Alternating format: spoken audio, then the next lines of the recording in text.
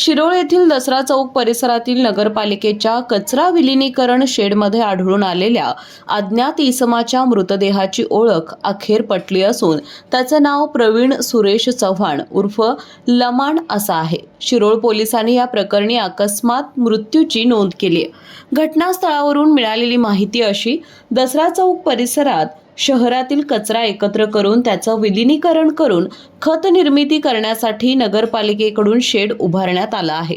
मात्र या ठिकाणी अद्याप काम सुरू नसल्यानं परिसरात फारशी वर्दळ नसते। बुधवारी सायंकाळी 5च्या सुमारास काही कर्मचाऱ्यांना त्या परिसरातून तीव्र दुर्गंधी येत असल्याचं जाणवलं। त्यानंतर त्यांनी परिसराची पाहणी केली असता शेडच्या आत एका इसमाचा कुजलेल्या अवस्थेतील मृतदेह आढळून आला। घटनेची माहिती मिळताच शिरोळ पोलिसांनी तात्काळ घटनास्थळी धाव घेत पंचनामा केला। मृतदेहाची अवस्था अत्यंत कुजलेली असल्यानं हा मृत्यू अंदाजे 4 ते 5 दिवसांपूर्वी झाला असावा असा प्राथमिक अंदाज व्यक्त करण्यात आला। तसेच मृत इसमाच्या डोक्यातून रक्तस्राव झाल्याचं दिसून आलं होतं।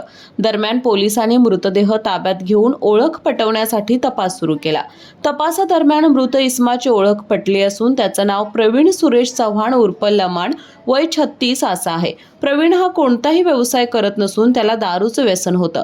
तसेच त्याला क्षयरोगाचं म्हणजेच टीबीचा आजारही असल्याची माहिती पोलीस तपासात पुढे आली आहे। या प्रकरणी शिरोळ पोलीस ठाण्यात अकस्मात मृत्यू नोंद करण्यात आली आहे। मृताचा सख्खा भाऊ, पत्नी तसेच इतर नातेवाईकांचे जबाब पोलिसांनी नोंदवले असून या संदर्भात कोणतीही तक्रार दाखल करण्यात आलेली नाही।